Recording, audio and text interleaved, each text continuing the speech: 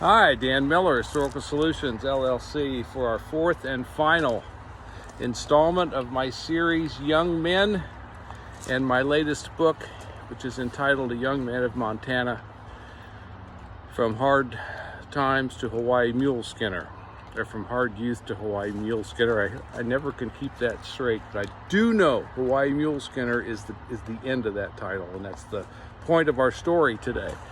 I thought it's appropriate to do this outside in honor of Irvin and his life. So here's where we left it. He's joined the Army.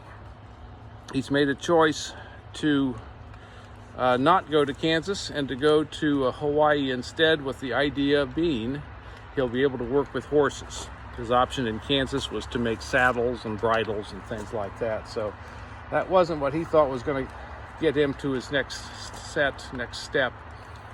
stage of his life. He's got this vague sense of improvement in him, despite all of the obstacles he's faced and overcome, despite all of the disadvantages he's faced and overcome. So he goes to Hawaii. I know one thing, by the way, which is on the troop transport that's carrying him out there. It's called the Republic. Pretty sure, I'm like 99% sure that on the day he's about a day and a half or so out of Hawaii.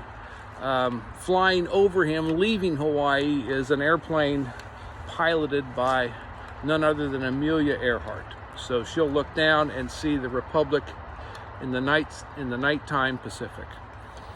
So Irvin gets to Hawaii. He's 21 years old or something like that at this point, a young man, and with a vague sense of self-improvement. He builds off of that sense. And so not only is he going to work with horses, he's going to work, he decides to seek to work with a particular kind of horse. And that horse is the polo ponies. In the military of 1930s in Hawaii, which is the most sought-after destination for officer training in the American military in the 1930s, polo has a social status and a prestige attached to it that Irvin clearly recognizes. And for him to become an expert handler of polo ponies, he knows will mean 1, 2, 3, 4 steps farther up for him in his life. And so that vague sense of confidence takes another step forward or deeper into himself. And he says, I want to try to be a polo pony handler and horseman for all of the officers who play that extremely popular sport in Hawaii. He doesn't get it. He's rejected.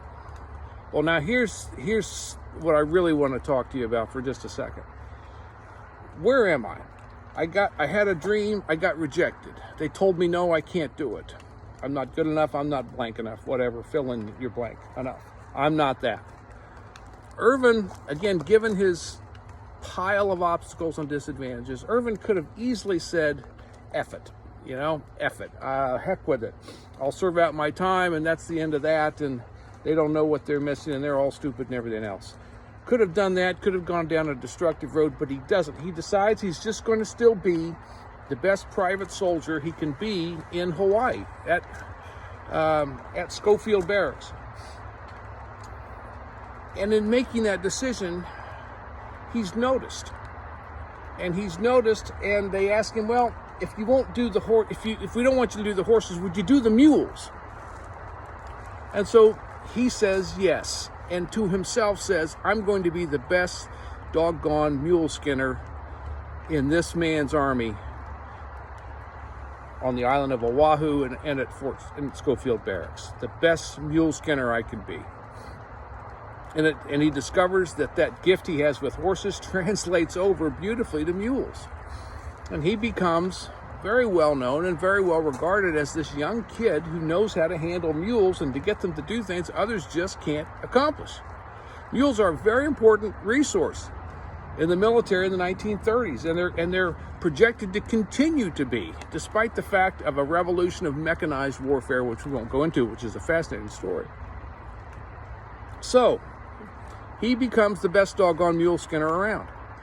In doing that, an officer, I think it's a captain, calls him aside and says, I have a secret mission for you and a handful of other selected mule skinners, like 3 others.